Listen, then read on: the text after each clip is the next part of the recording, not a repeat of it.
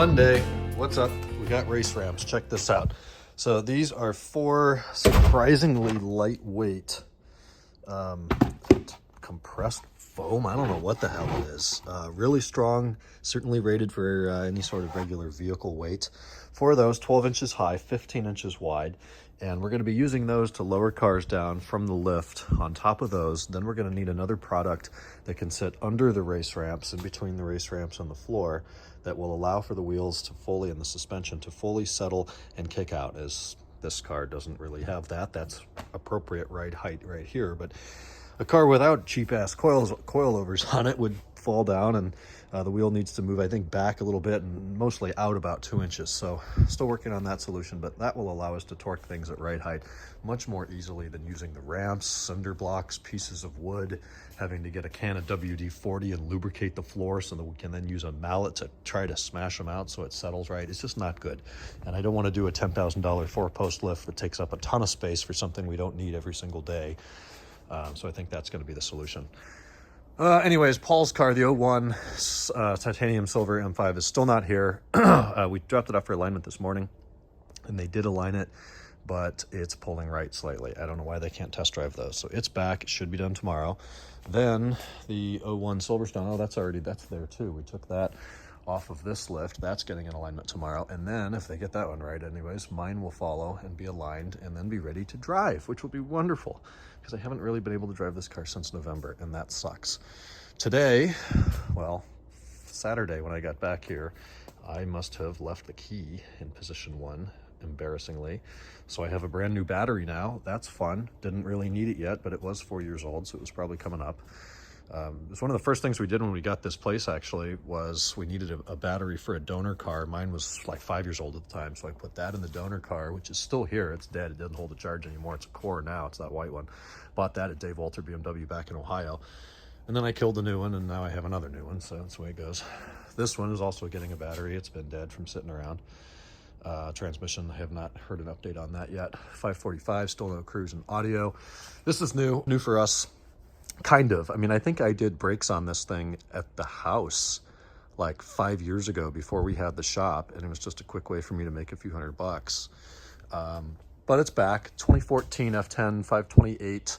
This is the one with the interesting interior, kind of a dark mocha Napa leather, definitely a custom order car. This time it's here for one of these was missing, one of the jack pads. It was the rear right. We popped that in place. It needed cabin filters quite badly. We did those. What a pain in the ass on the F10. You got to drop the lower glove box trim, kind of the passenger's footwell ceiling. And there's an airbag in there, so you have to disconnect the battery, which is a pain in the ass. You got to remove the trunk floor. Then there's a cover on the bottom of the HVAC box. 2 filters come out. They were nasty. 2 new ones go in. That's done. Tomorrow, Mike and Gary, when they get here, are going to reseal the valve cover. This is what an F10 N20 valve cover gasket kit looks like. You also need that seal with those screws.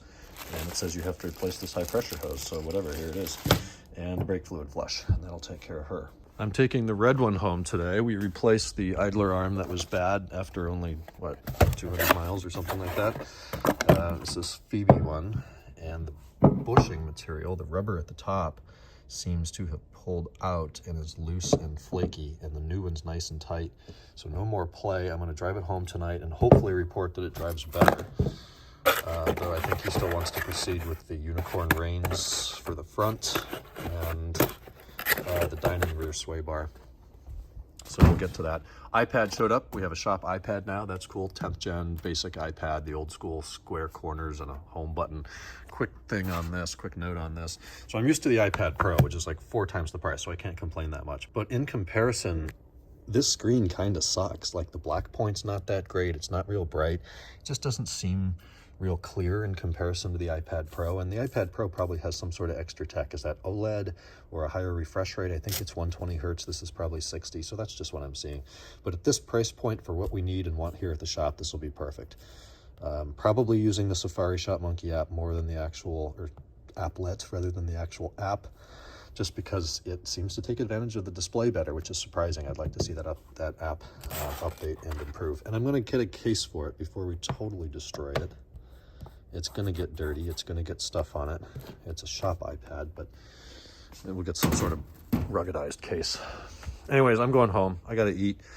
We did get Dan's, the 01 Silverstone, kind of put back together, figured out what was wrong with the stereo. So we did the DSP amp test through IMPA and determined that the right rear speaker was completely blown and not working. The rear left, and these are the ones under the partial shelf, the mid-range, that one just had a lot of static and sounded like shit. So I replaced them with some used units per his request. New ones are like 180.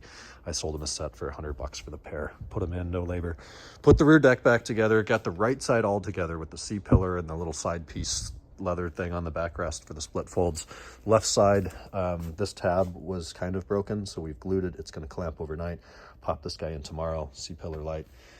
Get it aligned. Then we've got to drive it a little bit for the federal test drive procedure, figure out why the trifecta is still on. It had a code for the right rear speed sensor. We did that. That code is still there, or some code is still there. So we're going to have to see what it is, inspect wiring, get all sorts of data from that and see what's going on.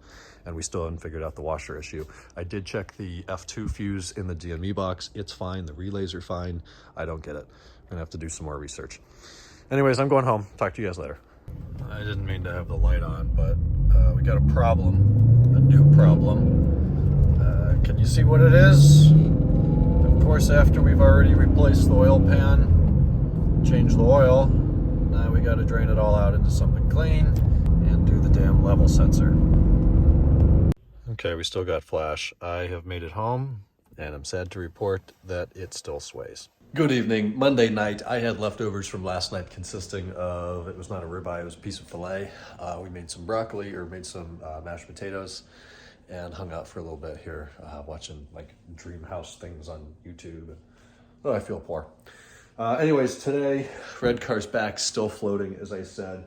So we proceed with the customer request. We're gonna put the reins on the front, dyno and sway in the rear, see how that takes care of things. We gotta do the level sensor now, and kind of get an evaluation after that, but I think we're pretty close to being done, which is great because I've got stuff waiting on some of these cars to get out. We do need to move on. So with that, we'll keep tonight short. I'm gonna go sleep. Tomorrow's Tuesday. We're back at it, working on the N20B20, doing a VCG. Good night.